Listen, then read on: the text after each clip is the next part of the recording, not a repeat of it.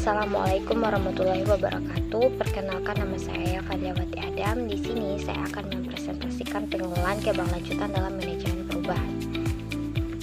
Pertama, identifikasi dan prioritas aspek keberlanjutan dalam manajemen perubahan. Manajemen perubahan yang berkelanjutan adalah identifikasi dan prioritas aspek-aspek keberlanjutan yang relevan.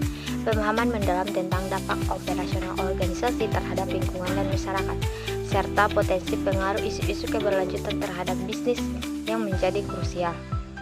Selanjutnya, analisis materialitas memainkan peran penting dalam mengidentifikasi isu-isu paling signifikan bagi organisasi dan pemangku kepentingan untuk memastikan fokus upaya perubahan pada area-area yang esensial. Lalu ada strategi integrasi prinsip keberlanjutan dalam manajemen perubahan. Integrasi prinsip keberlanjutan dalam manajemen perubahan membutuhkan pendekatan holistik yang meresapi setiap fase proses perubahan. Ini bukan sekedar penambahan elemen keberlanjutan, melainkan transformasi mendalam dalam budaya operasional organisasi. Salah satu strategi utama adalah dengan mengintegrasikan tujuan keberlanjutan ke dalam visi dan misi organisasi, memastikan bahwa setiap keputusan strategi dan operasional mempertimbangkan dampak lingkungan dan sosial. Selain itu, keterlibatan pemangku kepentingan dalam setiap tahapan perubahan sangat penting. Dialog terbuka dan kolaboratif dengan karyawan, pelanggan dan pemasok, dan komunitas lokal membantu memastikan bahwa inisiatif keberlanjutan relevan dan diterima dengan baik.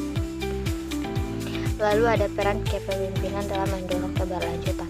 Peran kepemimpinan dalam perubahan organisasi dapat dilihat dari fungsi manajemen yang digunakan oleh pikiran perubahan perencanaan.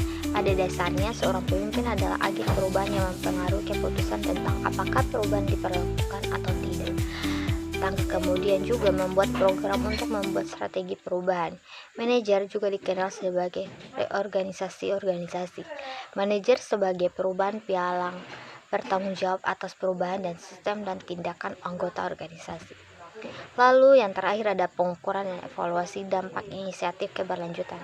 Pengukuran dan evaluasi dampak inisiatif keberlanjutan merupakan langkah krusial untuk memastikan bahwa upaya organisasi dalam mencapai tujuan keberlanjutan memberikan hasil yang nyata dan terukur. Proses ini melibatkan penggunaan metrik dan indikator kinerja keberlanjutan yang relevan untuk melacak kemajuan dan mengidentifikasi area yang memerlukan perbaikan.